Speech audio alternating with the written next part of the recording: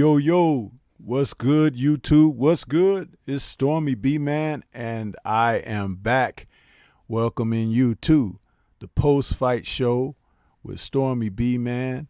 And this time we are here live from the Friday Night Chop Session studios. Let me welcome my co-host in here. We got Boxing Conversations with Reggie Owens, who just finished up an exciting call of fights for this evening's card. Also, shout out to KQKC Boxing Network, who was also out there working it overtime, calling these exciting cards, and for the listeners and viewers that he's sent over here for the post-fight show. We appreciate all the work that the brothers are doing out here in the community, and this was truly one of those days when we had to break out all of our devices and everything to try to cover the sport for you guys as only we can, because boxing continues to do that thing about overlapping and overscheduling and multiple scheduling at the same time of their events, but we find a way. But welcome everybody that's out there. Welcome to the show. I want to welcome my co-host. What's going on with you, Reggie? Oh man, chilling. What an exciting evening of boxing, especially with us having to call upon our devices in reserve, as we can get ready to try to cover all of this boxing, man. It is like really crazy how they put us to task with this all, man. But we're here nonetheless. I want to try to take a moment and go into the chat and welcome some people out there, because I know a couple people were out there early, but sometimes when you're out there too early before we go live, I can't scroll up and see those names and individuals who are up there at the top. So if I missed you on that, forgive me. Because I can only see so far up on that when you guys start writing before we go live. We got Young World out there. He's saluting people. Chi-Town's Finest is out there. Watcher is out there. He says boxing is dying, period. I agree, man. It's dying a slow death, and it's bad. Kenneth Johnson, the resident medic, is out there. Channel member also says salute Stormy B-Man in chat. And who is this? Okay. Another person who decided to wait out the whole time and then come in here with foolishness already, man. It's like, I don't know, man. What is wrong with people, man? Anyway, we got Kenne out there, Shakers and Dice, and Underground Asylum, and the Village Brothers out there says, I ain't buying no more fights if they don't have EJ or Wilder, period. Well, you're going to miss some good fights, man, because those are not the only people out there that can put on a good show. Sean is out there, says, salute OG, salute to you. Albert Harper is out there, says, what's good, Stormy B-Man? What's good with you, Albert? And the Village Brother is saluting everyone. Kenneth Johnson is saying peace to Shakers and Dice. Edmundo Gutierrez, it says, just in time for the show. Devin Blocker, new channel member, is out there, says, a Stormy B-Man, salute to you. And Slick Tom is out there, misspelling my name already, F+, because you should be an adult and should know how to spell. So Slick Tom gets an F+ before we even get started on anything else, because you come in here, and I think you did that on purpose, so I will hold it against you, okay? Money in the Ghetto says, Stormy B-Man. And Ghost Bomb Squad is out there, and he says they robbed Rigo. Yes, and we will get to it all. Reggie, do you want for this show, because we usually start with the latest bout and then we go back, do you want to start from the earlier show with my man Buatsi and come forward, or how would you like to do it this evening? I didn't get a chance to ask you that off the air yet, but what would you like to do? No, we can go with the fresh fights. The fresh fights, okay. Well, we will dial it back.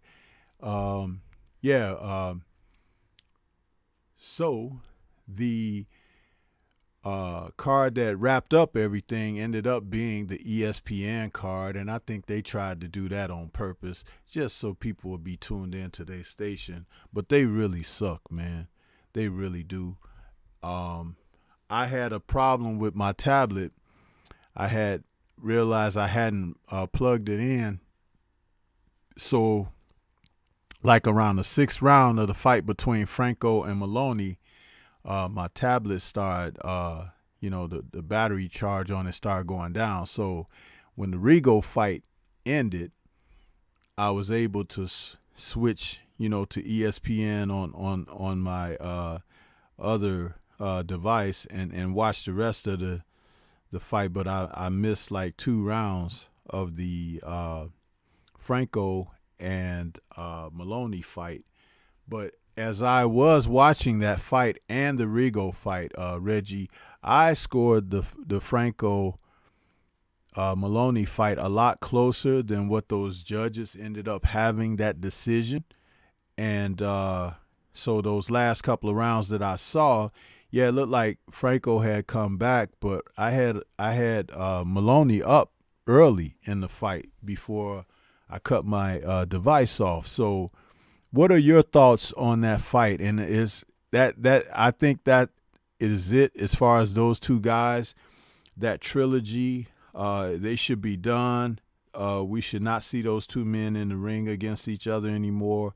I don't think it's good for boxing, and I don't think it's good for their careers because they really stunk up the joint, man, with their performance. What do you have to say on it? Yeah, that because I caught it at what round did I catch? I think I caught that fight around rounds 5 or 6. They looked like they were going back and forth. It was kind of hard to gauge rounds. So therefore, the judge's decisions, it's hard for me to call it. Seeing people in the chat saying they thought Franco won it fair. I'll have to go with that one. But to go for a 4th time in that one, they should let it go. I think it's time for Maloney to move forward on that one. It has escaped them. It's unfortunate what they did to him in that second fight between the two. But it's time for him to move forward, and it's time for Franco to go ahead and give opportunities for other fighters that are out there. Yeah, and though their styles could be considered compatible, I think it's the two guys more so than their styles even that make it an ugly out for them, when they're in there together. I don't know if they have some kind of thing going on behind the scenes between them, their camps or something. But we have seen, now three of these matches between these two men, and they have not really delivered anything decisive. Even tonight's matchup between the two of them, I don't consider that very decisive at all with what was going on between them. Like I said, I had Maloney winning, early on. He seemed to fade, in those later portions. But also knowing that you are pretty much fighting in the other guy's hometown, or I won't say hometown, but backyard, because on ESPN is his network. He's a fighter that ESPN is promoting out there and everything. It really looked kind of fishy to me. And then when you look at who the referee was, here it comes Jack Reese again out there, and they bring this guy in to make things even more fishy in there. And I didn't like what I was looking at. I didn't like that at all. We don't even have to focus or concentrate on their fight very much, but I just wanted to mention that was exactly what I had experienced from them. The fact that, I had the fight scoring one way, and then you turn around and it's like these officials had it like it wasn't even, it wasn't even close. But Maloney was very aggressive early on. He was connecting. Joshua Franco's defense is very porous. It should have been an easier fight for Maloney this time. He didn't really opt to use boxing technique. He tried to be physical and everything. And sometimes when guys spend a lot of time being physical, they forget to do the things technically and tactically. And I think that's where Maloney fell off. And then he also got exhausted from trying to be so doggone physical all the time. You got to go out there and you got to stick your jab. You got to catch punches off your glove and block punches and slip punches. You also have to work the body, in an effective manner, not just slapping your punches up against somebody's elbows. You got to set shots up. And I didn't see that happening there. So he lost the decision. His brother won earlier tonight, and that kind of set the stage for some action on the channel, but he didn't fare very well. Now let's go back to the Rigo fight, Reggie, because the Rigo fight was the one that ended just prior to that and gave us a chance to see the end of that fight. I'll let you take it away with what your thoughts are regarding Rigo and Casimiro's performances tonight. Yeah, and this one, man, there's two sides of how I saw it. Well, yeah, two sides of how I saw it. I thought Rigo's movement inside that ring was outstanding. I was impressed with the movement, his ability to make Casimiro miss all these shots, the frustration in Casimiro, and from that point, from that aspect, it just shows the different levels in which Rigo can fight. Now, the other side of what Rigo then added behind that was his lack of offense. He really didn't throw off too many shots, may have thrown or connected may have thrown 3 punches in some rounds, may have connected only one. But he moved around. Casimiro throwing off wild shot. Casimiro may have landed more shots on the ropes than he did on Rigo. And I think Ronnie Shields was a little bit concerned with what Rigo was doing. Rigo felt happy about what he was doing. Rigo was real happy about his movement, and it's like, I don't think Rigo really realized he didn't throw any punches in this damn fight. But he moved so brilliant, man. It was just like the flowing of a nice ocean breeze in there, man. I was really, really shocked to see this old guy move around like that. And then to do it for 12 rounds, not to look tired, shows that this guy is in great condition. Footwork is amazing. It's just he has to throw more punches. Now, Casimiro, who's an aggressive style fighter, who comes at fighters, he started to become reluctant because when he started to do that crap about Rigo, come on, let's fight, and Rigo popped him in his mouth, landed some nice counter shots on him, and feeling that power when Rigo was standing in front of him, Casimiro wasn't willing to fight with him. Casimiro started to try to go with a Manny Pacquiao kind of, bolting at you type, letting the hands fly, still couldn't connect anything. And he just frustrated throughout this fight. Couldn't get anything going. But with his aggressive style, I think one judge may have saw it in favor of him. And he ends up pulling off this victory in a fight where he didn't look like anything. I think he's going to end up in a greater slugfest with Nonito Donaire, and that's the possibility that the one judge giving that wide card that he or she ended up giving to Casimiro to give him the victory, which it could have went that way because Ronnie Shields even told Rigo, come on, you got to start doing something. You're letting rounds go with all the movement.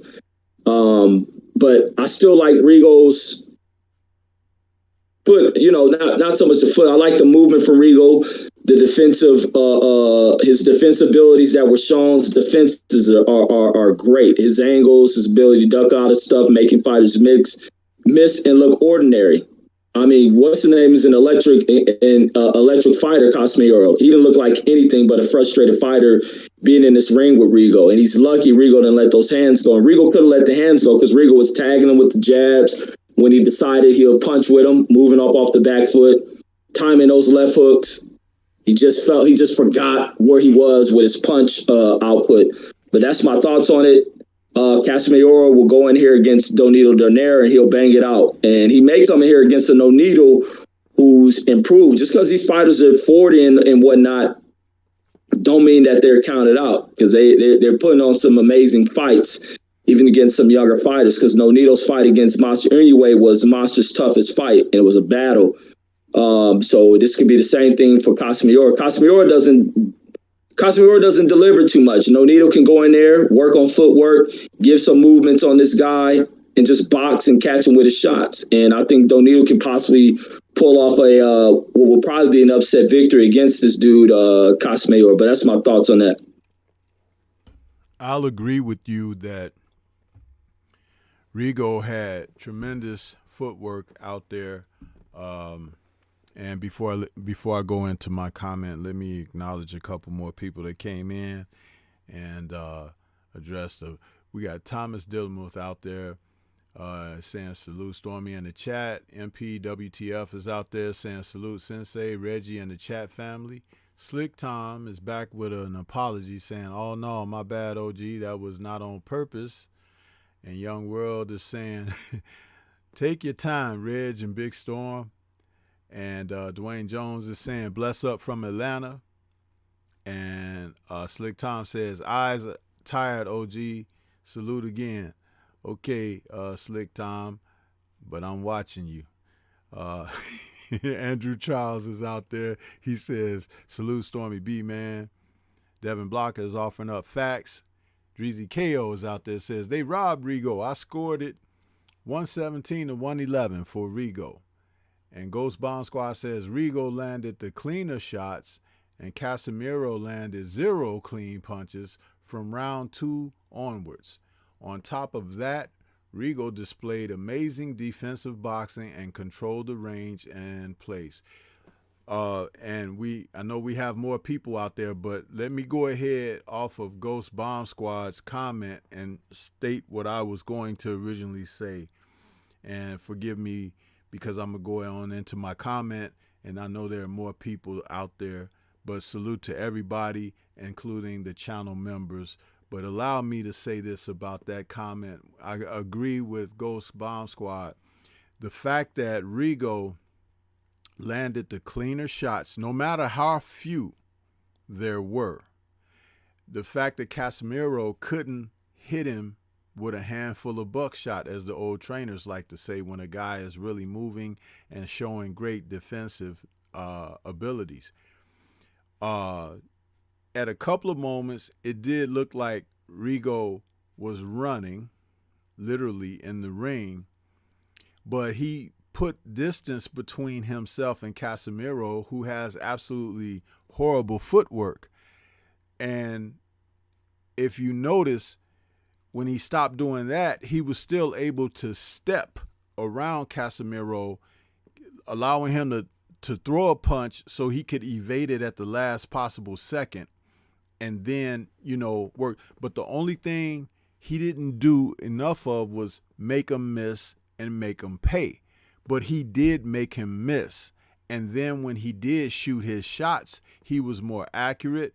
He was more on point with his shots. And the judges did not score that aspect of boxing for Rigo. And I'm sorry, but that's biased. Totally different in the manner of what we saw last weekend with what happened with Fox and Mastre.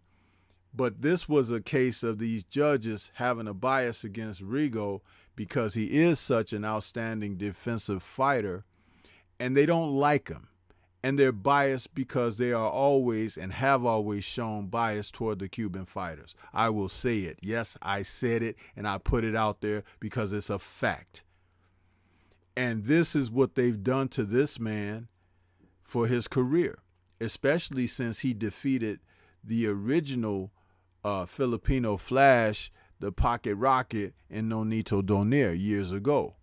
Okay, they were hyping Nonito. They were trying to build him up. They wanted to have another guy from the Philippines who could be exciting and everything. Because remember, Nonito was knocking a lot of guys out with a left hook. He had a big left hook, and they were selling that. Rigo comes along. He couldn't land the left hook. Rigo dropped him. Rigo beat him up. Rigo showed great defensive ability, all the while scoring a tremendous victory over Donaire. And from that point on, it was downhill for him. And it's not his fault that he's good like that. It's the opponent's fault that they can't make adjustments and do something about it. And it's just like when Bill Belichick was telling people who complained in post-game press conferences, oh, you guys are running the score up against people. And Belichick said, hey, it's your job to stop us. Were we supposed to take our foot off the gas just because we got you down by 30 points?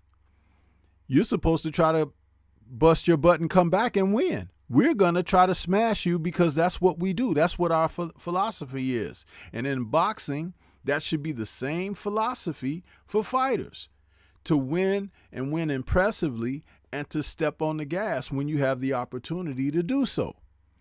Now, Casimiro had an unfair advantage in this fight. He came in weighing 140 plus pounds. Shout out to my man, L-Dub, who had contacted me earlier in the day, and he dropped that information on me. He said, Rigo's coming in about 122. Word has it that Casimiro had rehydrated all the way up to 140 plus pounds.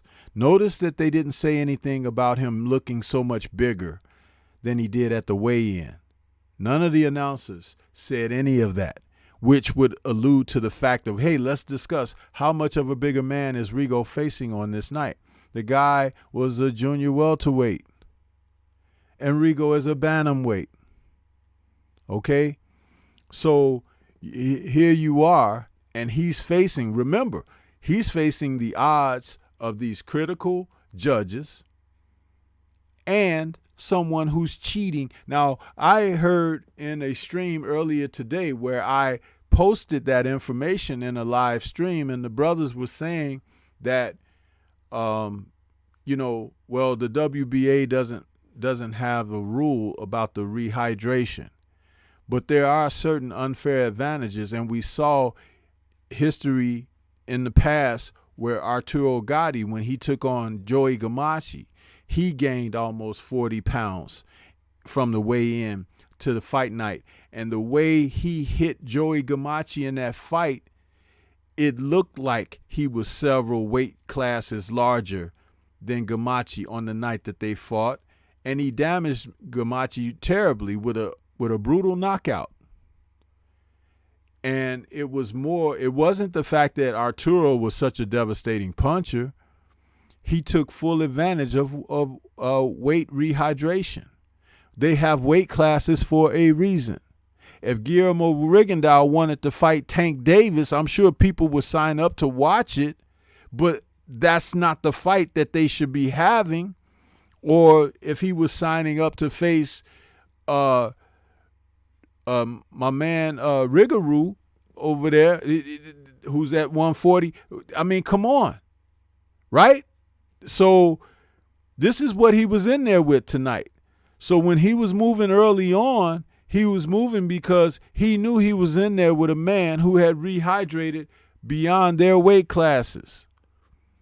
And even if the guy punches hard, which he does, and he tries to knock you out, it's Rigo's job to keep himself safe.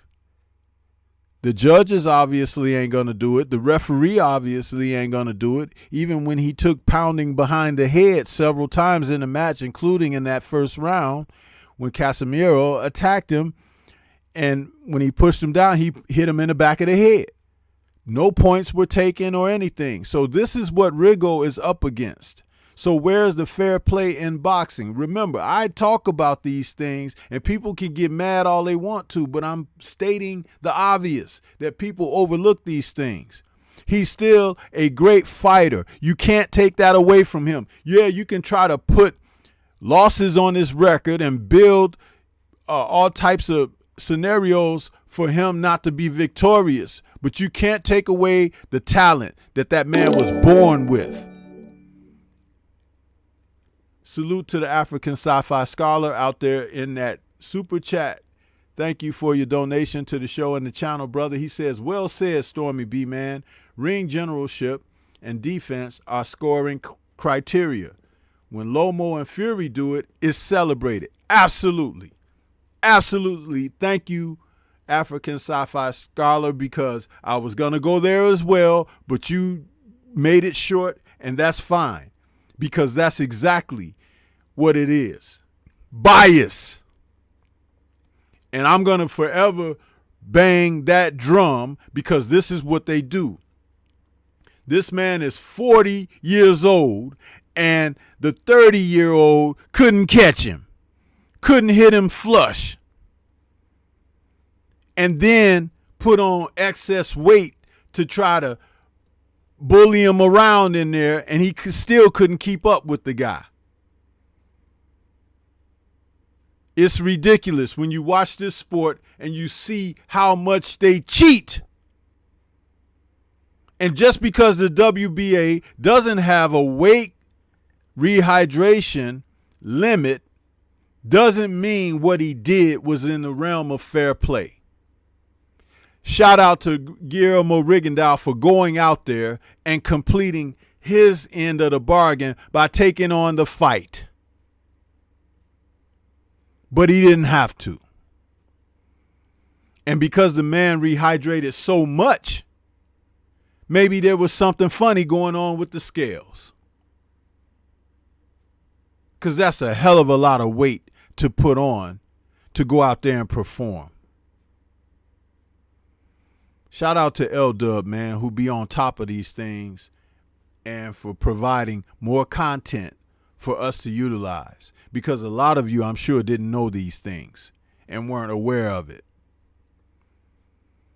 Maybe if he had stayed in around the 120 plus range after weighing in, when Rigo tagged him them few times with those solid shots that he hit him with, he would have put him on the damn canvas. I'm telling you, when you've been around and you've seen these things take place, you know exactly what you're looking at. I've seen this before with Gotti and Joey Gamache, but Joey Gamache unfortunately wasn't as good a defensive fighter as Guillermo Rigondeaux was, and so therefore he was victimized. And another thing, Guillermo boxed this guy. The guy was huffing and puffing. Guillermo was not, even though he was doing a lot of moving. Salute to Sister Queen Lala D out there. Good evening to you, sister. He was not huffing and puffing. He was controlling the action. And as Reggie was saying during his call of the fight, hey, there's Casimiro, another punch to the ropes. Because Guillermo wasn't there, but the ropes were. I think they call that whiffing, right? Whiff. There was breeze all in the arena. It felt like AC in there with him winging all those missing shots. Anything else, Reggie? Or anything that from what I added about this, the weight gain and everything, and the fact that Guillermo was in there now tonight with a damn junior welterweight? I just think Guillermo just should have let a little bit more go. But you're absolutely right about, even with the lack of punches being thrown out there, Rigo still landed the more effective punches. On my card, I ended up having Rigo 1, 2, 3, 4, 5, 6, 7, 8 rounds. to Casimiro 4, even with the lack of Rigo's punches, just because Casimiro couldn't land anything. He couldn't hit anything, and even his aggression began to kind of wane a little bit. So it wasn't more like he's being the aggressor. Him trying to find angles and figure things out, he still couldn't figure it out. He was in here against a specialist, and he couldn't figure out nothing to do. His feet were all over the place. He's tripping over himself, missing every single type of shot he threw out there. And he's like a one-trick pony. He didn't establish any type of jab. He just looked to throw off a right hand, try to throw off big hooks that were doing nothing. But even when he threw off hooks, a lot of them were going behind Rigo. A lot of the uppercuts are going up in the air. It's just Rigo fought a masterful fight, except he just didn't put enough offense behind it. But that still doesn't mean a judge should take that away from him. But in this game, when they see that stuff, that's the type of stuff some of these judges pull off. What was that scorecard? The fight was kind of close, except second judge who gave it Casimiro had quite a wide scorecard on his. But I still like what I saw from Rigo. I don't think too much special from Casimiro, but they're just looking more for excitement. And that's one of the other aspects to where people in this sport don't know what the heck they're looking at. A lot of these judges don't know what the heck they're looking at, don't know what the heck they're scoring. But I want to see what Nonito does to this guy. I want to see what Nonito does to Casimiro. But the other thing, because people don't appreciate what they saw from Rigo, it's another more of the reasons why it'll be hard to kind of put on a fight for him as well. It's another aspect, because you hear clowns in the stands booing and this and that. And when Rigo stood in front of this guy, what did he give? Not a damn thing. So Rigo continued on with what he was doing, which worked for him, and embarrassed Casimiro. But that's my thoughts on that. Yeah, and going back to the chat, man. We have some comments in there that are worth mentioning again. The brother Thomas Delamuth says 1,000%. I'm sorry, 10,000%. My eyes bias. He says they want Casimiro versus Donaire.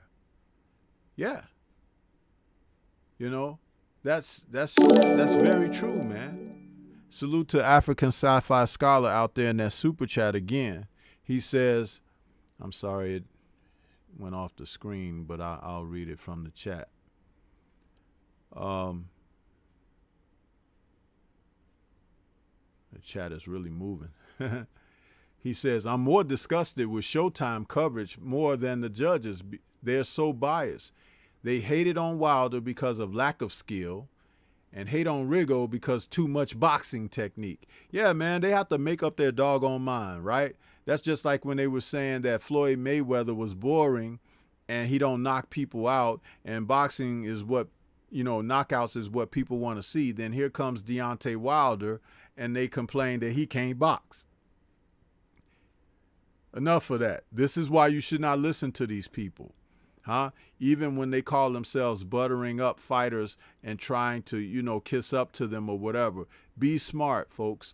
Understand what you're listening to. These are the same people. They hate you because they're not you, okay? And they get angry and upset because you're good at something and they're not, okay? So automatically they dismiss you because they can't do it, But if one of them is close in talent or ability, again, like they said about Vasily Lomachenko, remember, they were trying to say, I think it was Bob Arum leading the charge. Oh, he's the best thing since Ali. Why is it when you want to compare to greatness, it's one of us that you're comparing it to? Why you can't say he's the best since Willie Pep or Bonnie Ross or someone like that? Why you got to go there since you don't like us so much? Seriously. You didn't like Ali when he was doing what he was doing. But when he couldn't talk anymore and everything and he was shut down physically and all of that, then you're like, well, yeah, he was great. He was, but give people their respect when they're earning it. Guillermo Rigondeaux was earning it. And you tried to blackball a guy, leave him on the outside. And guess who they made the fight for? They made him go up in weight to fight Lomachenko. Huh? The same guy that they're trying to put a God label on, who had already been defeated by Orlando Salido. Huh? And even after that, they showed a man on television on that same network that was on tonight and erased the loss when they showed his record on the screen. Somewhere, Orlando Salido, if he was watching ESPN that night, threw his beer can at the TV. Undefeated? Let's check the history books. No, but they can erase it out of history too. But they can't erase my videotape, huh? Because I got it on tape. The loss. Yeah. Huh? And how about Lomo, in all his greatness, didn't even want a rematch? Orlando Salido. He just made sure he didn't fight anybody like that anymore. Which is what they do too. Avoid. Huh? Parlay, they ask for a special route. Do you have any dark exits around here? Yeah, follow us this way, Lomo.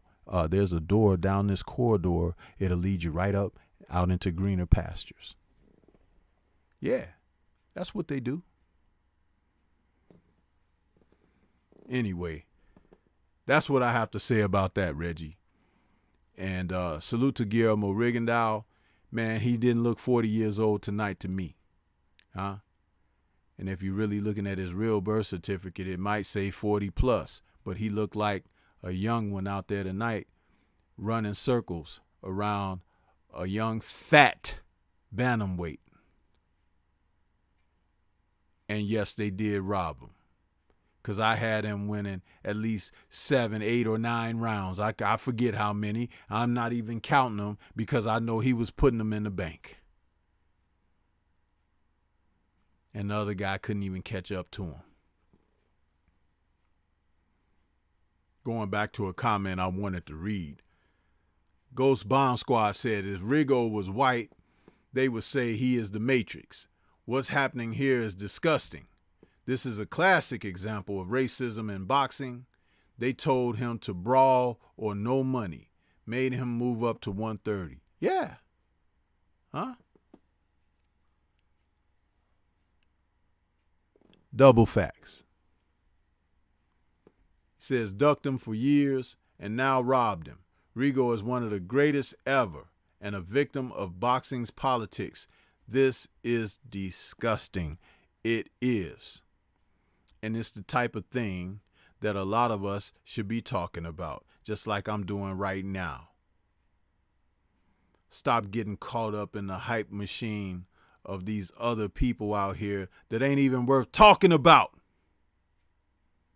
Guys who don't want to step up to the plate and accept challenges, let alone challenge themselves to give you a reason to celebrate them. They just think they're automatically supposed to be celebrated. Boy, they lucky I ain't around. I'll be kicking everybody in their ass because this is bull. I've seen good fighters be put on the shelves while you're being fed garbage.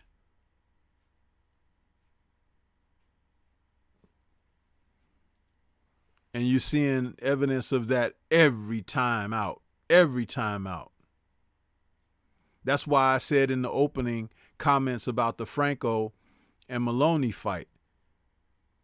These guys have fought 3 times and had 3 horrible outcomes, but they keep feeding you this mess.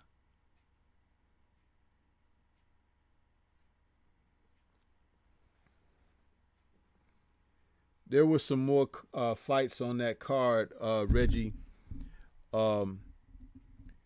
I know that you were only tuning in mainly for the main event, but was there anything else on ESPN that you wanted to talk about? From the Maloney, that was it on the ESPN one. The Muhammad Ali grandson, that kid got a lot of work to do. He got a lot of work. No, this is his debut. There's some things to tune up. Who I seen training him? Sugar Hill's who I saw as his trainer. Yeah, Sugar Hill. Sugar Hill has something to do with his movement. He has the Ryan Garcia issue as well. Sits straight up, chin up in the air. He's going to have to definitely fix that. But that's my thoughts on Nico Wash. Yeah, and if, as we go back into the DAZN card, that was the main event for Ortiz and Kavaliauskas. This fight right here, you called it, and I think that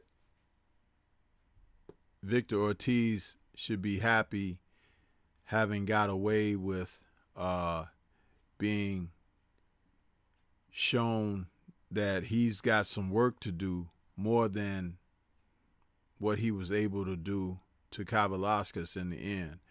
For those that are unaware, Virgil Ortiz Jr. Bested Kavaliauskas in, 8 rounds, finally making him succumb to body shots. I think he dropped him 4 times in that round, and that was that. But earlier in the fight, Kavaliauskas exploited the fact that Virgil might not have the most solid of chins, or he can just crack really good. That's open for conjecture because there are people who like to rub the nose that Terrence Crawford suffered a knockdown at the hands of Kavaliauskas. So if you're going to do Bud that way, you got to do Ortiz that way, okay? Bud is a much more accomplished fighter than Ortiz, and he still got in there and was doing the stanky leg and the mashed potato and everything, and they didn't even call the knockdown that he received a knockdown. Funny how that works, huh? Parlay. Give us your thoughts on that, Reggie. I mean, good way to warrior through that one for Virgil Ortiz. I mean, he showed in his heart. In that one, he battled back from facing a lot of adversity in that fight. I thought Kavaliauskas was going to railroad everything for Virgil Ortiz. He came in there. Virgil Ortiz decided he wanted to exchange to test things out, and it almost worked bad for him. Matter of fact, it wasn't even so much of the exchange right there. It was almost kind of what Kavaliauskas ends up hitting Bud in that moment where people are talking about him dropping Bud. But it was right in that moment, and he rocked Virgil Ortiz bad. Virgil was hurt severely. Kavaliauskas going on the attack, opening up on him. And there came, I think that was the moment in that round where the knockdown came that ends up not getting called. Not sure how that one was called a slip. Not sure how they call that one a slip, but Kavaliauskas almost had the kid there. And Kavaliauskas will go on to hurt him a couple of other times in this fight. He'll hurt him in some other rounds. When Virgil decides he wants to open up with, I think the very next round, he catches Virgil along those ropes, and Virgil trying to swing with him. He cracks Virgil, had Virgil wobbled again. I think there was another round where he caught Virgil, but he started to kind of slow down a little bit. He wasn't able to get where he needed to be to get on the inside. He started throwing out some jabs. He was having to stay on the outside, crack a little bit with the jabs. I think he sat on the outside thinking a little bit too much, but Virgil started to kind of step up his intensity as well. His jabs are very hard. He was throwing out some very, very hard jabs on Kavaliauskas, and then some big right hands behind there as well. Kavaliauskas spending too much time on the outside, not going in there to get what he needed, that finding to where he can hurt Virgil Ortiz. He needs to step the pressure up, but I think Ortiz's establishing of that jab possibly caused Kavaliauskas to rethink some things, and maybe there's probably some body shots in there that forced him to rethink things, and then to see Virgil drop him that first time was with that big shot. He dropped him solidly, put him on his back in the third round. watch him try to go back, but it was hard to even give him around. The momentum had, fully swung over to Virgil Ortiz's side after knocking him down. He took off in round 6. I ended up giving Kavaliauskas that round number 6. But then from there, had Virgil turn it back up in round 7, and then round 8 was just the good night Irene for him, man. He dropped him 4 times in that round. Severe punch to the body that started it off, where he cracks him to the body, sends him down to a knee, almost like a Charlo stabbing type jab, where he had Kavaliauskas with that. Kavaliauskas' reaction was late on it though, and then he take the knee from it. Gets back up, still a little hurt. Virgil Ortiz turned it up like he's supposed to, put him back down there again. Kavaliauskas, matter of fact, when Kavaliauskas went down for the first one, I didn't think he was getting up. It was almost like the fight was being beaten out of him. He had that weary look of a decision to make. He decided he wasn't going to quit, got back up, went back down. Then he goes down for that 3rd time. He gets cracked again, but pops up. I think this is where he pops right back up. Then he gets hit in that fourth time, and that was all she wrote. He got hit rock pretty hard in that one. And this kid just battled back from almost being stopped in this fight, being rocked severely in this fight, and then just to battle his way all the way through and almost kind of completely control the fight. So hats off to Virgil Ortiz on that one. But does he go into a Crawford fight? Does he go into a Crawford fight? I don't know. I would like to see it. The kid says he's ready. He ain't looking to slow down. Throw him in there. But that's my thoughts on it. Yeah, I say throw him in there too, Reggie. Just like you throw that last sausage on the grill when it's, the last one in the pack. You might as well cook this one too, because that's what's going to happen to him when you put him in there with Crawford. He going to get cooked too, because Crawford has footwork. Crawford can box. Crawford has sneaky punching power. Crawford has boxing and ring IQ, all of the things that Mr. Kavaliauskas don't have. And let me say this. Virgil got knocked down. Yeah, he did. He got knocked down. And it's nice that he got up and he fought back. He was very cautious, okay? But he fought back. But didn't Bud get up and fight back too? And when Bud went down, it was more of a slip type looking situation than Virgil out there, whose legs locked up for a moment like rigor mortis was trying to come upon him. And he showed heart, right? He come back, he won the fight, right? But didn't Bud do the same thing? So why is it okay that Virgil get that type of consideration? Again, is that bias? I think it is. Put him on in there with Bud Crawford. I ain't worried about it. I won't think 2 thoughts about it because he going to get knocked out. Because one thing Bud ain't going to do is play with you. When Kavaliauskas had that boy hurt, he was supposed to turn the heat up on him, and he didn't. And he come back and put him down on the canvas because he lost concentration. Kavaliauskas fought like, oop, I'm doing good, aren't I? Maybe I shouldn't be doing this good. And after he started getting hit to the body, he just caved in like one of them fold-away tables that you have in the backyard on a day when you have people over for a party. Them fold-away card tables, that's what he folded up like. So green beans is burnt as far as I'm concerned. He ain't nothing. But I'll tell you, I don't think much of Virgil either. And it ain't got nothing to do with being biased. It's the limitations that the guy has shown. You're in there outboxing a guy who can't box, but he can punch. And he has no confidence. And he don't even believe in himself. He should have been apologizing for knocking Ortiz down. And I think he was when the fight was over. He was over there in their corner smiling and everything and rubbing on his head, telling him, hey, I'm sorry I dropped you over there. But a good thing they didn't call it a knockdown, huh? Don't con me with this bull crap, man. I know what I'm looking at.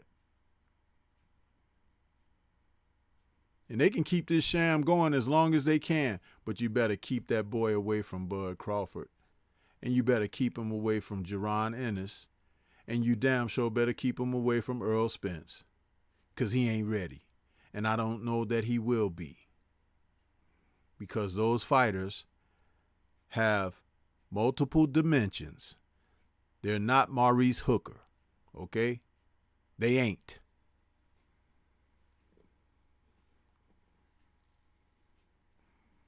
Those are my thoughts on that fight.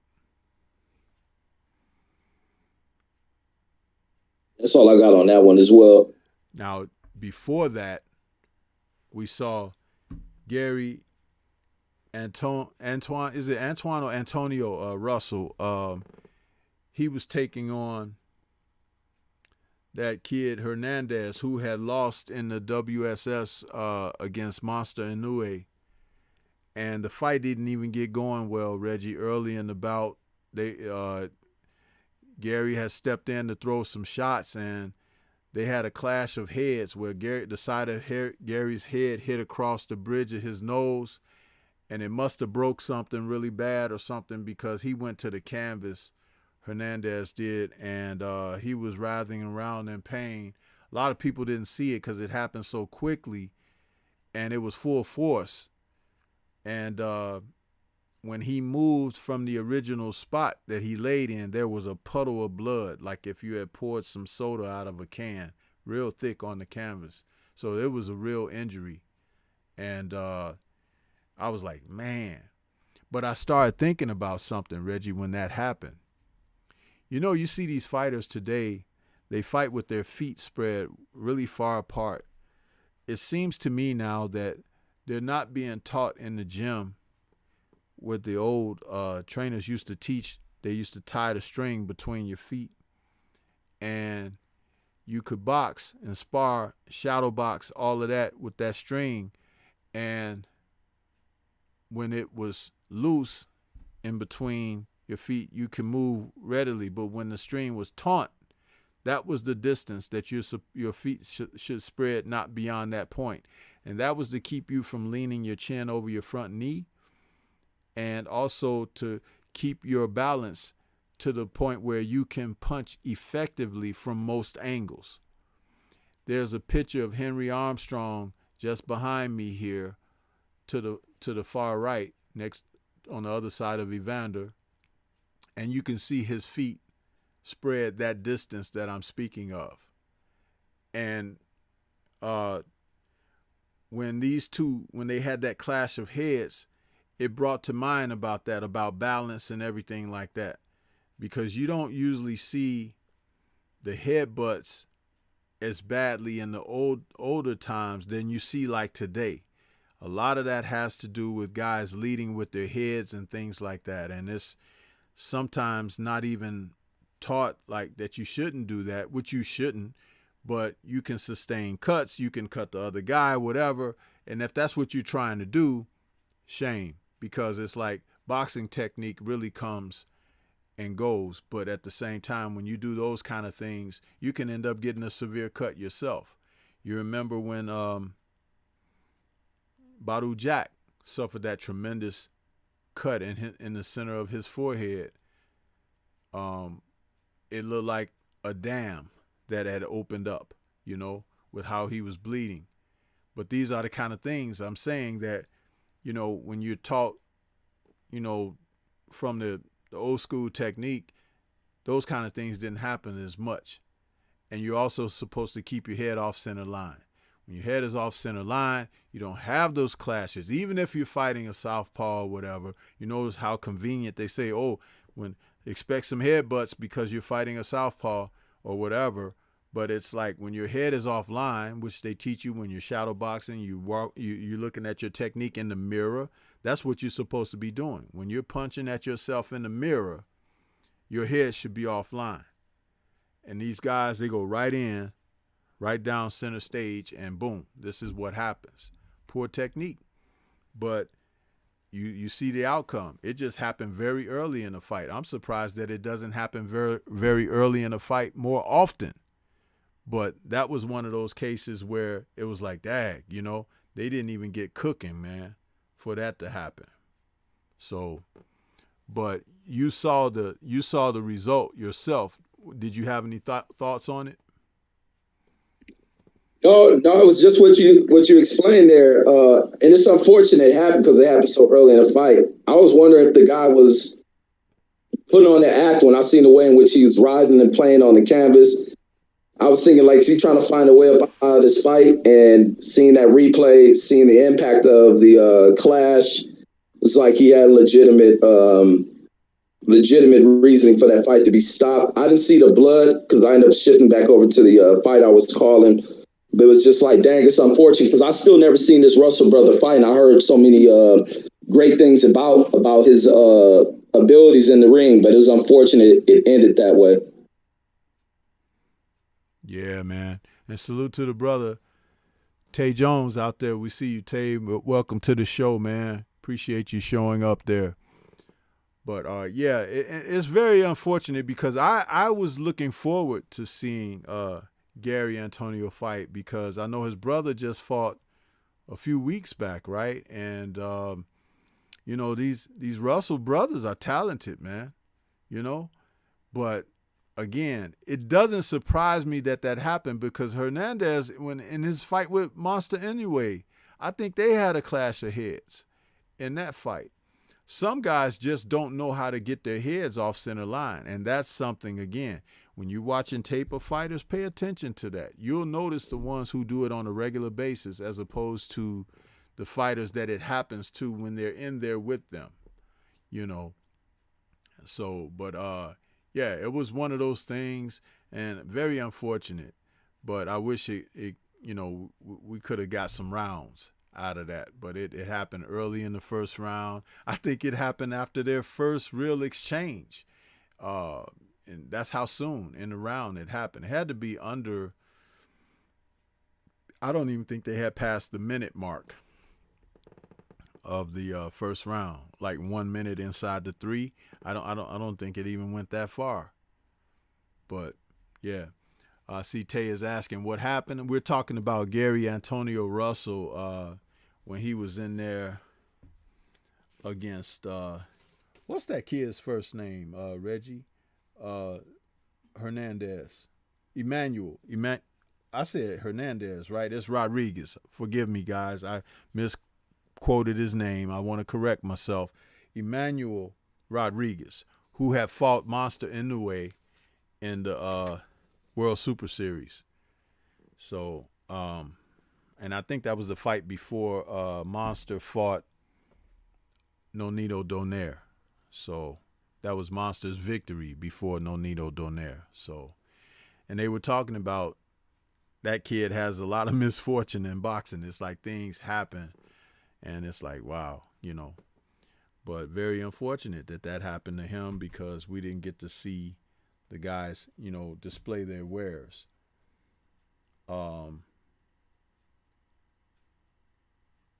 Trying to think about, was that there was another fight on that Showtime. I'm not Showtime. That DAZN card there, Reggie. What was that fight? I know that the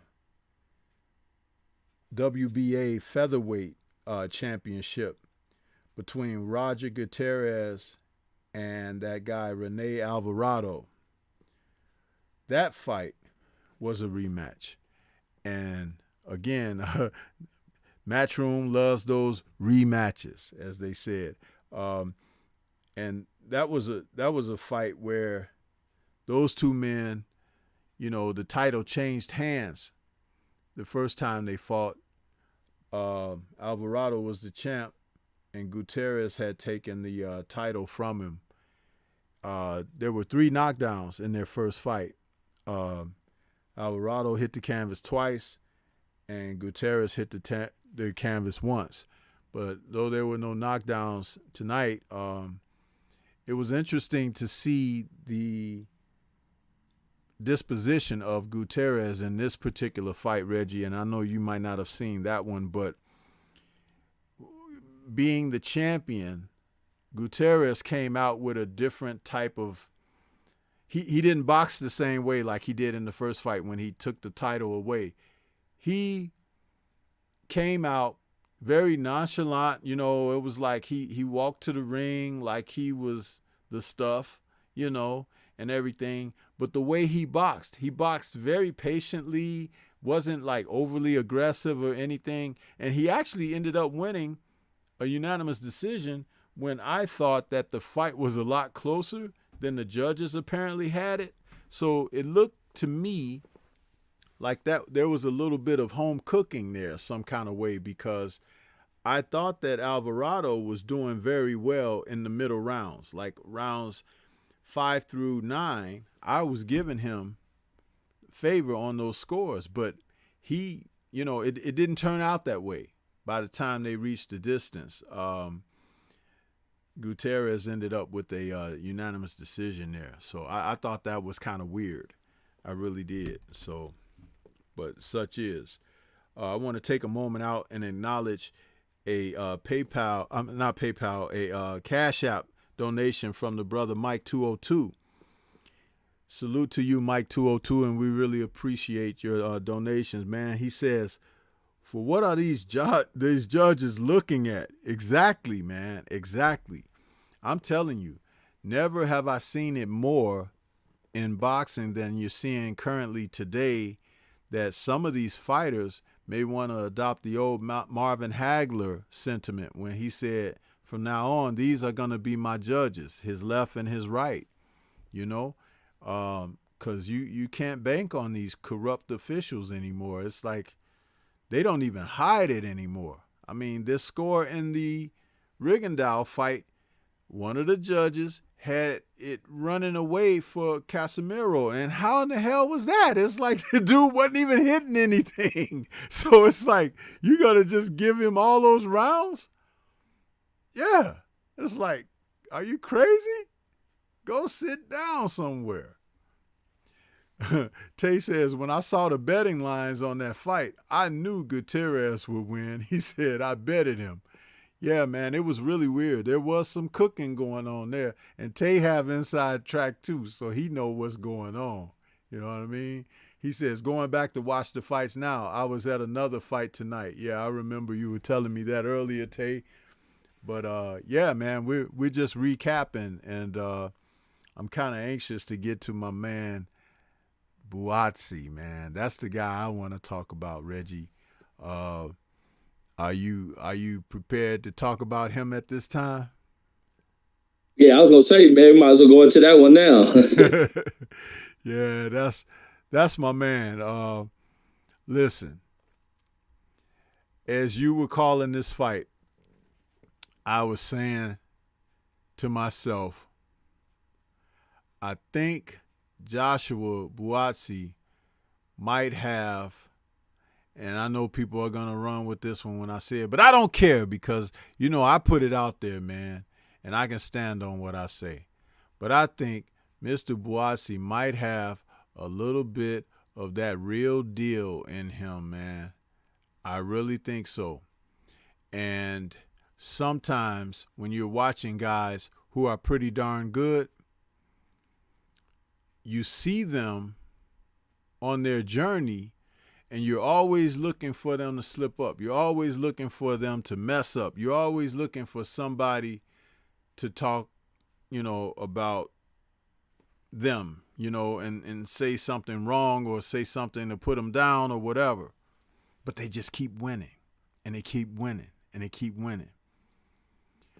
No, Tay, we didn't talk about Albert Bell yet, but I'll have something to say about Bell in just a moment. Yeah, the real deal was that guy when he got to the heavyweight division, definitely. But at some point in his cruiserweight career, they were saying things at that time as well. And it wasn't until he bested Dwight Muhammad Qawi that they said, okay, yeah, this guy is really something. And that was in his 12th professional fight. What I noticed about Buatsi in this fight tonight was he ran into some problems. And you love to see how a guy responds to problems. I was on the floor dying laughing when Reggie said it looked like he knocked Balakna's hair off his head. Reggie, you said he came in there with more hair on the top of his head, and then he said, but Buatsi knocked his hair off his head. I think he did knock a patch out of his head, man. Dude, that was hilarious, man. I'm still laughing about that because I was like, why didn't he just shave that stuff off like he did in this photograph that he took here? He had Bozo the Clown going on up there. You know, it was a total wide open moonroof, huh? And they put a donut on his head. He went in there with a Krispy Kreme glaze on his head and told me to shave the middle. But hey, I'll tell you something. He gave Buatsi something tonight. You know, he was like, for whatever reason, I kept thinking about the former heavyweight champion from South Africa, Jerry Coetzee. He reminded me of that. He was damned if you do, damned if you don't as far as taking punches.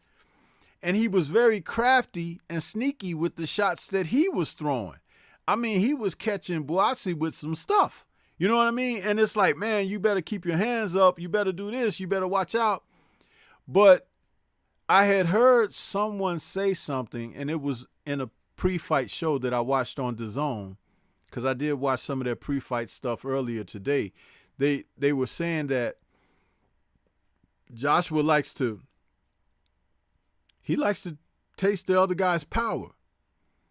And, you know, hearing them talk about it is one thing. But then when you see it, again, it's like, okay, and that reminds me of the Real Deal. Because the Real Deal used to do that. He used to give guys shots just to see, you know, and you'd be like, Ivana, don't do that. Keep your hands up. And he'd do it anyway. And it's like, then it like ignited something in him. And he started digging deep and going in on guys. Well, this is why I'm saying this kid is reminding me. I'm telling you, they're going to look up and he's going to be the best thing around eventually. Not right now, because he's got a path to follow. He's got his journey. He's on his journey right now. But this was a great test tonight because he did something he had never done before. That was go beyond the 7th round.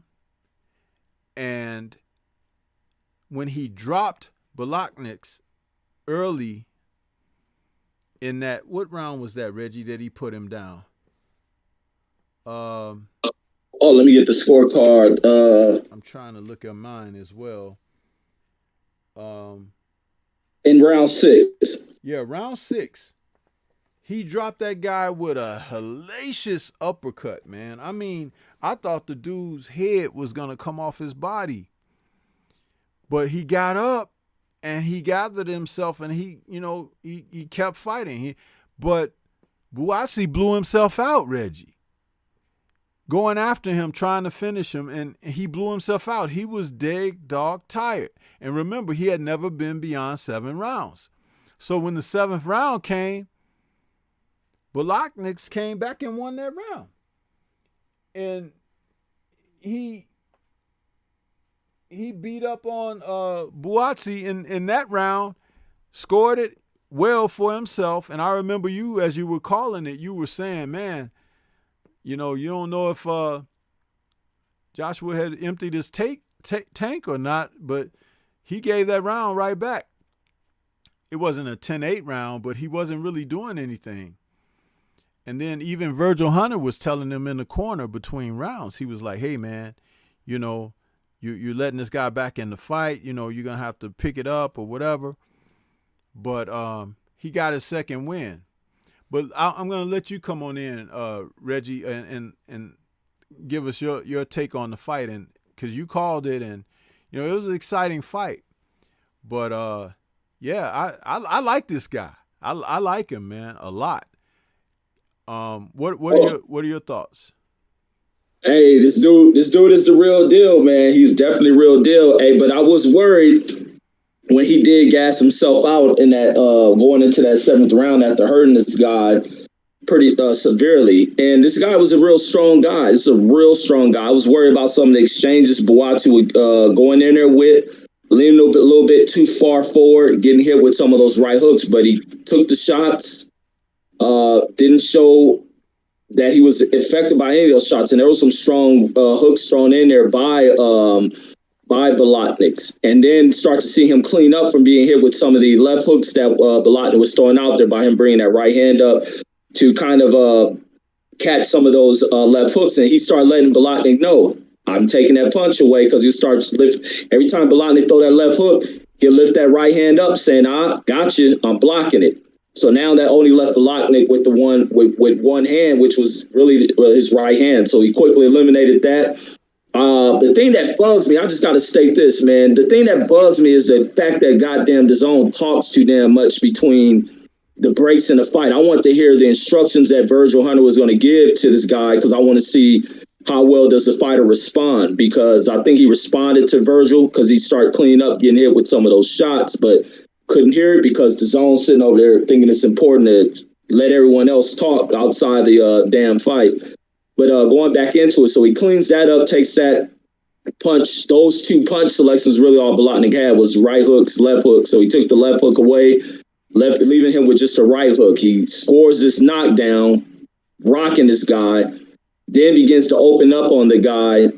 And like you stated, he blew himself out. And from there, the momentum started to shift from round 7 to round 8. And then he'd be able to pull it back, because in round number 8, remember, he suffered that penalty that was taken away from him for that low blow. And that ended up being a good round as well for Bolotnik, who still was going after the tired Buatsi. Buatsi tried to give something, but he started fighting off those ropes. And that became a little concerning, because this dude, Bolotnik, is a very strong guy. You can see he's strong. He was able to crack and throw some of these big shots. Buatsi ends up turning on after Virgil started letting him know, you letting this thing slip away. Virgil talking to him like a true great, giving him the instructions, letting him know it's real. If we're here. You're looking to be a champion. You got to show. This is where you really show whether or not you want to be here. And this moment's right here. And Buatsi, who I think is a real determined guy, he went back and responded and showed Virgil Hunter that. And he started to open back up in round number 9, which was still a close round. That was still a close round, but he started to kind of turn it on even while fatigued, still trying to catch himself. Comes back in round number 10, fights a better round. Then we go into round number 11, where he rocks this guy once again, and then he put a right hand. And it wasn't like you were stating. He didn't even get the full impact on that right hand. That right hand still rocked that guy, sent him sliding across. Lucky that bottom rope was right there, because he was definitely about to go out the ropes, man. He looked like a guy trying to score the winning run in a baseball game. Put him down. Even watching that guy thought about lifting up, and man, he was like decided to take a nap. He laid back down, man. It was like he knew the boogeyman was out there. You know how the parents tell you about the boogeyman stories to keep you in the bed. That's exactly what he did. He saw the boogeyman over there and had to go finish off that sleep. But Buatsi is definitely a dangerous guy out here. Definitely a danger out here. And looking forward to see where else he's going to go. And I think he's a serious enough fighter. He's going to get another fight inside this year. And that'd be smart for him to get another fight under the calendar. But that's my thoughts on Buatsi right there. Yeah, and as you said about, him thinking about getting up, remember in the previous fight that Buatsi fought when he was fighting that black guy from the UK, I forget his name at the moment, but forgive me for that. But the guy was crying, remember, after the fight, and you was like, I wonder, is this guy gonna start crying too? And then you said when they was announcing the victory, you was like, he know he want to cry. Yeah, he thought about it. Hell yeah. That was so funny to me, because that other guy crying, it was a trip, man. Buatsi had to go over and comfort him, remember? And in this fight, it was one of those fights where you grow up in a fight, and he realized he had blew himself out, and it took him a few rounds to get his stuff back. But what I noticed too, Reggie, was, like I said, he didn't even get everything on that right hand that he dropped the guy with, because the guy was moving away. He had been doing it all night, sliding along the ropes there. And he threw that right hand as the guy was moving away, and it caught him, but not full force, but it caught him enough to drop him, and he didn't want to get up after that. So, I'm looking at that, and I'm like, man, if that punch would have landed flush, he would have been out, seriously. But the fatigue and the war that they had fought, and it wasn't really a war, but they had given each other something, right? But he had busted the guy up pretty much too. Listen, man, you heard me say it here first. Joshua Buatsi, man, is like the real deal. I've seen that before, and it's like I can't wait to see him again. Now, is he ready for Bitter Beef right now? I don't know about that. But Bitter Beef is getting older. And just like John Scully told us when he talked about Bitter Beef don't live a bad life. He's a devout Muslim, so he keeps himself in shape year-round. He's extremely strong. The guy twirls 90-pound dumbbells like it's a doggone broomstick with one hand. So it's like, the man is extremely strong. I don't know that Buatsi's ready for that right now, but this was a huge stepping stone for him to get to a place in the sport where he may open some eyes. And I was glad to hear Eddie Hearn say in the post-fight interview that he may be looking to have a U.S. debut in his next fight, which would be great. That would be great. But I like this guy. About 2 fights ago is when I kind of got hip to him, and I say, Now tonight, I'm like, yeah, you know what I mean? And you guys know that Evander Holyfield is my favorite fighter. But this guy right here, and the fact, Reggie, let's not gloss over this. He went and sought out a U.S. coach. That speaks volumes. That aspect of him reminds me of your favorite fighter in Lennox Lewis. Lewis recognized that he needed an upgrade, and he sought one of the best from the U.S. And this guy, I believe he talked about it in his pre-fight interview, having a second camp under Hunter and being able to understand how Hunter communicates with him and what he's asking of him and things of that nature. That's great stuff. And knowing that Hunter has had success in the past with fighters like Andre Ward, you know what I mean? It really helps, and it gives credence to the pedigree that exists there. If he listens and he's able to perform and do the things that's asked of him, he's going to be just fine. I would like to see him get a bit more defensively sound, even if it's moving the head a little more and things of that nature. But I do believe the courage is there, that mettle that you want to see tested. I do believe he has that. And he has this thing also that he does, Reggie, that when he goes into training camp, he don't shave or cut his hair or nothing. And then when he gets to the fight night, he comes in with a fresh cut and clean shaven.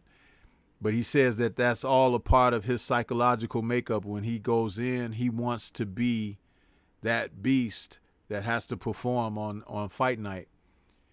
And salute to Kenneth Johnson out there. He says, I'm glad to see his gas tank got tested tonight. Absolutely. Yes. And salute to Stay Ready out there. I see you. And Mr. Shelton as well. Salute to you, brothers. Also, Reggie, he carries power late in the fight. Even after gassing himself out in that 6th round, he was still able to do what he did in the 11th.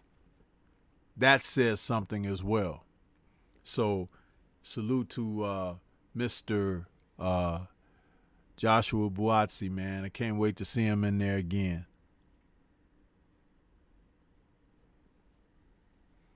Yeah, me too, man. And I'm hoping I hope they can get that going by early December, late November, but to definitely get him back in there. Like you stated, for this kid to go and seek some American help, and the next thing is to make his American debut.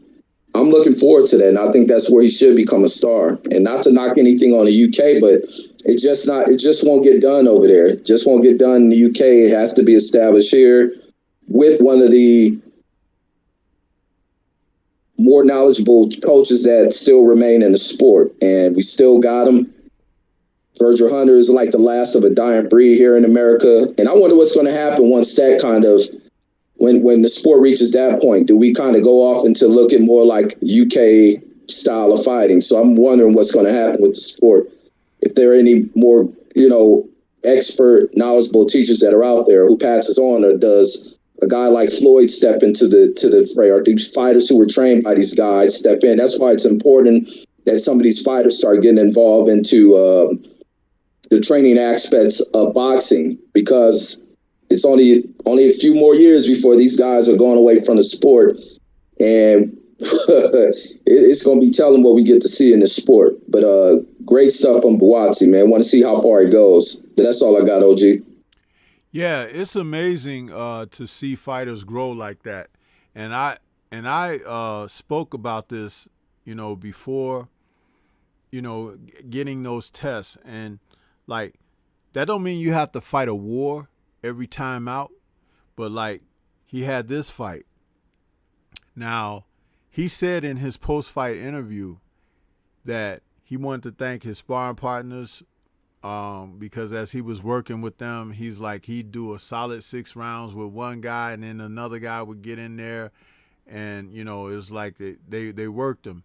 And he said, I don't want to say no names, which tells me that there are some named individuals that have worked with him in the camp.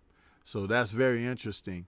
And like I said, he came over here to start getting better. That doesn't mean you can't be great from where you come from, but when you see people make adjustments and they recognize that where they are isn't where they want to remain, that they want to ascend to greater heights. Like I said, it's one of the things that I really respected about Lennox Lewis. Lennox Lewis was knocking people out with that big right hand, similar to how Deontay Wilder knocks people out. And, he had Jose Pepe Correa in his corner for a long time. And Correa, was known for having been a guy who worked in Ray Leonard's corner and had success there. But, Lennox was like, hey, man, I need more technical teaching and things of that nature. So I'm sure that, coming over here with Hunter, and Hunter probably selected some great guys and were like, hey, you know what? This is what we can do. And the proof is in the pudding. You can see the results here. He is definitely better now than when I saw him 3 fights ago. And that's the type of progression that you want to see with world-class fighters. And listen, like I said, I can't wait to see the guy again. It's going to be pretty awesome watching the trajectory of his career. So Kenneth Johnson is out there. Salute, Kenneth. He says, do y'all think he sparred Ward? It's quite possible. It's quite possible. But you would have to understand that Ward, the experience that Ward has, that would be a really good person to have in there. But I'm thinking even bigger. And when I say bigger, I'm not talking about bigger in name. I'm talking about bigger in size. He's probably been working with some big heavyweights over here too, And that's great. That's great. I just can't say enough about people who want to be better, trying to put themselves in position to be better. So much respect. Anything else on that one, Reggie? That was all that I had on that one. Now, were you going to say something? No, just looking forward to that next week's fight. Yeah, you talking about Pacquiao and Ugas? Yes. Yeah. I'm hoping that I get a chance to see. Early on, I'm being asked. I might have to go to work on that day for some reason. I don't know, but anyway, I hope not. But anyway, Tay Jones was out there in the chat, and he had mentioned on a live stream he did earlier in the week, and he had an interview with Albert Bell, who fought tonight on the undercard of ESPN's bouts. And Albert took on a gentleman, I forget his name, forgive me, because I wasn't scoring a fight. I was just watching it. But I tuned in because of, Tay has shared the information on Albert Bell being a quality young prospect that we should be watching out for. And, man, he did not disappoint, Reggie. This kid boxed tonight. His opponent was substantially shorter than him, probably, he was probably about 5 inches taller than his opponent, but the way he boxed and the way he put on a boxing display, I had mentioned to Tay that I did a show on the Tuesday Tussle earlier in the week, right? I did the show Controlling the Distance. Man, I tell you, it was like Albert watched that show because he went out there this evening and he controlled the distance. He kept that guy at bay.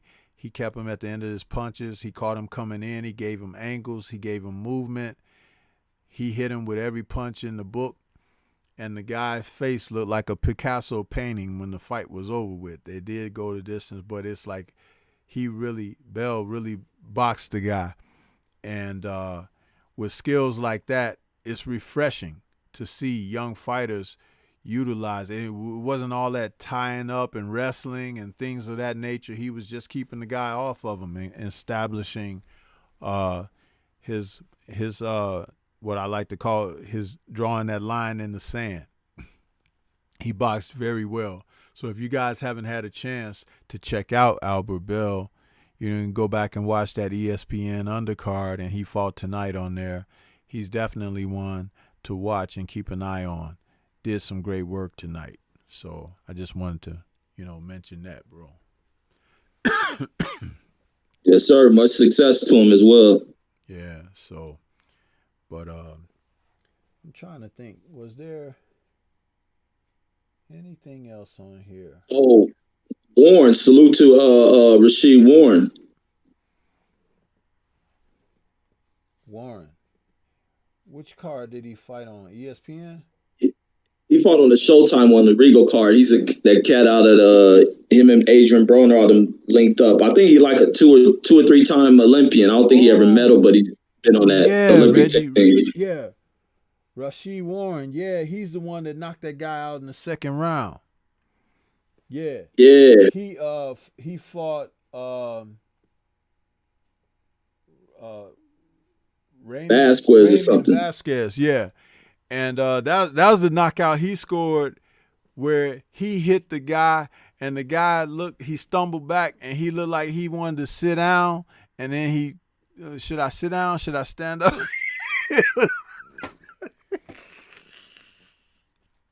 Man, I'm making fun of these guys when they get knocked out. But listen, that was good. Warren, he went out there and he put hands on that kid. I mean, he opened up. Everything he threw, he was throwing with precision and power. Someone said that he and Earl were teammates in the amateurs. I don't know because I wasn't following the guys back then. Someone in the chat may know, and they could correct me on that. But yeah, man, he looked very good, Reggie. He looked very good. Scored that second round KO, and he had put the dude on the canvas a couple of times in the first round. So he got hand speed. Kind of reminds you of Gary Russell, Mr. Gary Russell Jr. in the way that he was delivering. You know what I'm saying? So that was nice. And thanks for reminding us of that fight because I know we were kind of a little bit all over the place talking about the cards and various fights, but yeah. What else do you have to say about him and his performance, Reggie? No, excellent performance, and even what he stated in the post fighting is in this camp because he ain't known for knocking folks out. And what he stated, he's always had powers. What he states, and he says the difference is he started to sit down more on his punches, and they deliver. He found the right moment to throw those punches. They were accurately placed punches, and I think that guy was kind of done after that second knockdown. The guy was in there concussed all over the ring. I thought the ref was going to stop it at that moment, just looking at the condition of that guy. Then going into round 2, it was definitely over. Thank God the ref didn't try to see if he'll make an 8 count. He just stopped the fight. But it was great performance, easy work. Hopefully Rashid's back in there as well, gets back in there within this calendar year, being he got quick, easy work in on this guy. And see where he can go. He's been working to try to get his way up. This puts notice on him scoring this type of knockout victory. See what he can get. I think he may be fighting in that area where Rigo and him are. Or he might be smart. I think he may be 114. To see what opportunities Rashid opens for himself. Yeah, it's amazing when we get a chance to cast our eyes upon the young talent out there, man. You can't help but respect, what these guys do. You know what I mean? Coming up and what they put themselves through and how they and like we had last week, we were talking about Micah Fox and seeing, the progression and his seriousness and his approach to his career and everything. And you see the guys like what we're mentioning tonight, man, and they go out and they have these type of stellar performances, and it's like they're young. They haven't been tainted yet, you understand? And they can go out there and their talent just precedes them and what the potential may be. That's what's exciting. When these fighters get tainted and they're corrupted by, economics and politics and things like that, then that becomes a whole different thing. But when they're fresh as a daisy, as I say, and they're out there doing what they're doing, the sport really thrives when you have that. So and salute to these young fighters that were out there tonight on these cards performing. They really gave us something to look at, and I have an appreciation for them and doing what they do. So yeah, man. Any other thoughts on that, Reggie, or any thoughts on anything else before we get ready to wrap things up? No, that was it, OG. That was it. Man, hey, the crazy, just something on topic, man. I woke up today. This one woke me up. I'm thinking I'm at the damn Wilder Tyson Fury weigh-in, and it was so damn real. And as they weighing in, man, this dude, Fury up here, flinches at Wilder. The security go to grab him. Wilder comes running around these guys, and Fury doing that little hesitation, little flinchy stuff, and Wilder catches him with what I see what Wilder doing in the Malik Scott videos. Man, he put a left hook down to the body of Fury. Fury tried to dip down. Wilder catches him with a left hook, right hook, drops him and knocks him out the weigh-in. I woke up like, what's going on, man? But that's the way I woke up this morning. That means that subliminally you really want this fight. You want this fight to happen, man. You dreaming about it. Hell yeah. That's great stuff, hell man. Yeah. And I thought I was there. That's the thing tripped me out. I'm talking about I woke up like I run up to the stage like, no. That's hilarious. That's hilarious. Good stuff, man. But hey, man, what a day of boxing, right? There were so many fights, and I'll tell you, this is the first time that I had all of my devices going, man. I had the TV, I had the phone, I had 2 tablets going and everything, man. I was like, man, multitasking. I'm watching 3 fights at the same time, and dude, I don't want to do that on a regular basis, right? Because that burns. It burns me out, man, because I be trying to watch the fights intensely, studying but I can't do that when I've got to watch 3 different devices and whatnot, plus the television. But yeah, what a day, man. We had so much boxing.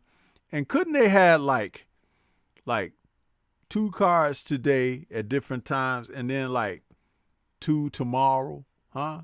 What would have been so bad? As one day later, right? It's like, why they schedule all those doggone cards at the same time, man?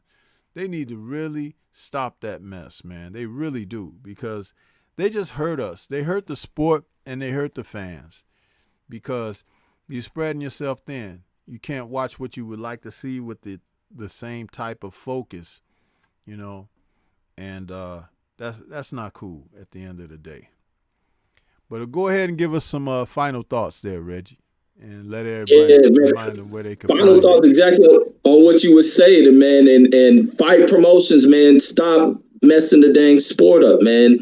As much as we like to see a lot of boxing and all that, y'all got to split these times up, man. These fights can't all be happening around 7 o'clock, 6 o'clock, and all that other stuff. Like, you mess it up for these fighters, being many people are going to have to make decisions. Therefore, fighters aren't getting exposure. That's what everything is about. That's what's, and even for these fight promotions, or if they're stepping on toes deliberately, trying to complete with a promotion because they don't like them, you're doing the most idiotic thing. Because the thing about TV contracts is to maximize the amount of viewership. So I think moving times around benefits you, and especially if you're further east, you should be probably putting on fights a little bit earlier versus fights that are held on the west. The fight promotions have to stop doing this stuff. You don't see Bellator and the UFC setting up fights on the same fight night, but you see these dumb promoters inside of boxing doing this idiotic stuff.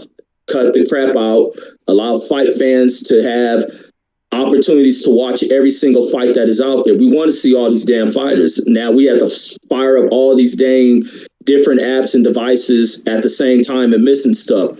Fights can be held on Saturdays. Fights can be held on Sundays. Fights should be held on Tuesdays or Thursdays. Like, dang, y'all can get this crap together. But that's all I got, OG. Man, we'll see y'all on the next one. I'm going to miss next week's because I got to go to the dang dentist, man. So I'm not going to call that fight. But I'll probably jump on for the post-fight. Well, we might both mix next week, because I told you, it's looking like I might have to work for a strange hour in time on my job. I was asked something on Friday, and I was like, I don't know if y'all could find somebody else or something, but I'll know before we get there. But I hope it doesn't work out that way, because I want to see the fights and I want to do the post-fight show. But if I can't see the fights, I obviously can't do the post-fight show as well. So, but I'm hoping. We'll see what happens. I want to put a reminder out for all of you that's listening right now. Don't forget, tomorrow morning, 10:30 a.m. Central Time, we'll have the call-in show, Answering the Bell. Okay, the Stormybman, it's a call-in show. We can talk more about the fights from today or whatever's on your mind regarding the sport of boxing. That's what we do on that show. It's a new show. It's been a hit. People have really been tuning in, and the calls have been great, respectful, and quite a bit of revelation when it comes to talking about the sport of boxing. So proud to be able to present something that people are finding worth their time and while. So look for that tomorrow morning.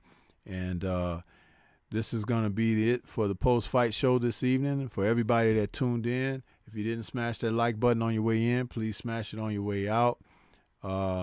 We really enjoyed today's fights. The complaint is the overlapping, but shout out to everybody that donated in the super chat as well as the Cash App. And if I didn't get to everybody's comments, charge it to my head and not my heart, because we were just cooking on the show, and there's only so many comments that we can get to when we're trying to get through the material. So appreciate everybody that tuned in. We'll catch you guys on the next one. Peace to everybody.